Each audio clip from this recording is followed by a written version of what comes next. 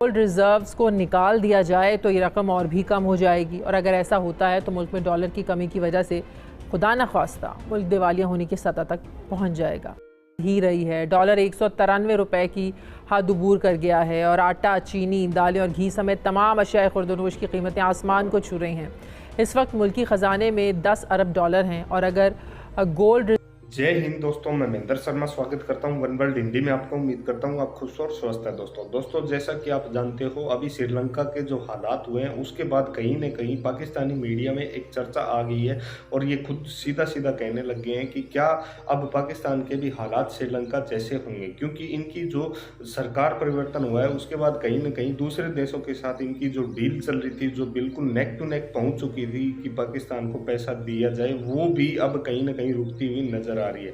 तो अब आने वाले समय में पाकिस्तान के क्या हालात होंगे, और इस पे कहीं न कहीं पाक मीडिया ने भी अब दिवालिया होने के कगार पे पाकिस्तान को घोषित कर दिया है। और क्योंकि पाकिस्तान में पैसा बिल्कुल है ही नहीं चलाने के लिए, जबकि दूसरी तरफ IMF की जो शर्तें थी वो भी कहीं न कहीं अब दिख ही नहीं रही है और वो लागू ही नहीं हो रही है। तो अगर IMF की शर्तें लागू नहीं होगी तो IMF से पैसे भी नहीं आएंगे, जबकि सऊदी, चाइना और कतर से ये पाकिस्तानी मीडिया खुद कह रही है कि पाकिस्तान वहाँ से जो पैसा आना था वो भी नहीं है। तो दोस्तों देखिए पाकिस्तान के ताज़ा हालात और कमेंट में अपनी प्रतिक्रिया जरूर दें। लास्ट में आपसे रिक्वेस्ट करूँगा, चैनल पर नए हैं तो चैनल को सबसे पहले सब्सक्राइब करें, लाइक शेयर कमेंट जरूर करें। दोस्तों जय हिंद, वंदे मातरम, भारत माता की जय। दोस्तों की बजाय बढ़ ही रही है, डॉलर 193 रुपए की हद अबूर कर गया है और आटा, चीनी, दालें और घी समेत तमाम अशियाए खुर्दनोश की कीमतें आसमान को छू रही हैं। इस वक्त मुल्की ख़जाने में 10 अरब डॉलर हैं, और अगर गोल्ड रिजर्व्स को निकाल दिया जाए तो ये रकम और भी कम हो जाएगी, और अगर ऐसा होता है तो मुल्क में डॉलर की कमी की वजह से खुदा न खास्ता मुल्क दिवालिया होने की सतह तक पहुंच जाएगा। तिजारती खसारा बढ़ने के साथ साथ ज़र मुबादला के ज़खायर में भी कमी हो रही है। दूसरी तरफ IMF के साथ मुज़ाकरात जो 10 तारीख को शुरू होना थे वो 18 मई को शुरू होंगे। सऊदी अरब, चीन, कुवैत, UAE और अमेरिका के अलावा IMF से भी कोई इमदादी किस्त मौसूल ना होने की वजह से मुल्क की मईशत में बदतरीन बहरान की सूरत पैदा होने लगी है। एक तरफ डॉलर महंगा हुआ तो दूसरी तरफ इमदादी पैकेज आने की कोई सूरत नज़र नहीं आ रही। ऐसे में अगर बर वक्त इमदाद नहीं पहुंचती तो हमारे पास अदायगियाँ करने के लिए ज़ाहिर पैसे नहीं बचेंगे, और फिर जो दरामदी अशिया की अदायगियों के लिए वो भी कुछ नहीं रहेगा। और एक ऐसा मुल्क जो खुर्दनोश की कीमतों से लेकर गाड़ियाँ, अद्वियात और टेक्नोलॉजी तक ऐसी कई प्रोडक्ट्स को इंपोर्ट करता है, तो इसका क्या बनेगा। ऐसे में IMF के इमदादी पैकेज की बहाली के लिए उनकी शराइत के मुताबिक पेट्रोलियम मसनूआत पर सब्सिडी ख़त्म की जाए, बिजली की कीमतों में मज़ीद इजाफा किया जाए, सनती शोबे को दी गई जो एमनेस्टी है वो वापस ली जाए और टैक्सेस में इजाफा किया जाए। और अगर इन मुतालिबात पर मिनवान अमल हो जाता है तो मुल्क में आने वाला जो महंगाई का तूफ़ान है इसको फिर कोई नहीं रोक सकता। मैं बात करूँगी इसी पर। मुझे ज्वाइन कर रहे हैं माहिर मौशियात डॉक्टर फ़ारूक सलीम साहब। अस्सलाम वालेकुम, बहुत बहुत शुक्रिया डॉक्टर साहब। अब तो कुछ भी ढका छुपा नहीं है, सब कुछ सामने है। जो मौशी सूरत हाल है, 10 अरब डॉलर के रिज़र्व रह गए हैं। हम सोच रहे थे कि चाइना से पैसे आएंगे, सऊदी अरब से आएंगे, UAE से आएंगे, कतर से आएंगे, लेकिन अभी तक तो इस हुकूमत को कुछ मिल नहीं रहा है। लोग श्रीलंका की मिसालें देना शुरू हो गए इस वक्त वहाँ पर जो कुछ हो रहा है। ये डॉलर कैसे कंट्रोल हो सकता है? देखिए, आपने 3 या 4 इशारे बताए। आपने कहा कि रुपया बड़ी तेजी से गिर रहा है, स्टॉक मार्केट नीचे आ रही है, स्टेट बैंक के पास ज़खायर नहीं बचे हैं। एक बात यकीनी ये है कि इस वक्त जो कुछ भी आपको मईशत के अंदर नज़र आ रहा है, ये वज़ीर आज़म शहबाज शरीफ साहब की पॉलिसीज़ के नतीजे में नहीं हुआ। ये साबिका हुकूमत जो थी उसकी पॉलिसीज़ के नताइज अब आपको सामने आ रहे हैं। देखिए, पाकिस्तान की 74 साला माशी तारीख का सबसे बड़ा बजटरी खसारा होने चला है, और ये उन्हीं पॉलिसीज के नतीजे में होने चला है जो पॉलिसीज इससे पहली वाली हुकूमत ने बनाई। इसी तरह पाकिस्तान की 74 साला माशी तारीख का सबसे बड़ा तिजारती खसारा, मेरा तखमीना ये है कि 45 अरब से 50 अरब डॉलर का आप तजारती खसारा देखेंगी, और वो हमने आज पाकिस्तान की तारीख में नहीं देखा। तो हालात moving towards a financial emergency मेरे नतीजे इमरजेंसी की सिचुएशन है।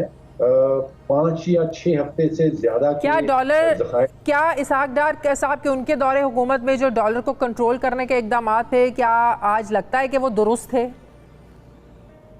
देखिए, जो माशी मॉडल आज से 4, 5, 6 साल पहले अपनाया गया था, वो मैं समझता हूँ कि 2022 में वो एप्लीकेबल नहीं होगा। इस वक्त अगर आप रुपए की कीमत को डॉलर के सामने स्ट्रेंथन करना चाहते हैं, चढ़ाना चाहते हैं, तो हमारे एक्सपोर्टर्स को बेतहाशा नुकसान होगा। और दूसरा, वो करने के लिए आपको स्टेट बैंक के अंदर ज़खायर चाहिए जो एग्जिस्ट नहीं करते हैं। आपने बिल्कुल सही पॉइंट आउट किया कि जो स्टेट बैंक हमें बता रहा है कि 10.3 अरब डॉलर के ज़खायर है, उसमें तकरीबन लगभग 4 अरब डॉलर का तो सोना पड़ा हुआ है। तो इस वक्त अरब डॉलर के तकरीबन नेट ज़खायर जो हैं वो स्टेट बैंक के पास पड़े हैं, और उससे तो आपका 1 महीने की इंपोर्ट जो है वो भी पूरी नहीं होती। तो मॉडल शादिया मेरा ख्याल है नहीं चल पाएगा। हमें एक नई माशी हिकमत अमली बनानी होगी।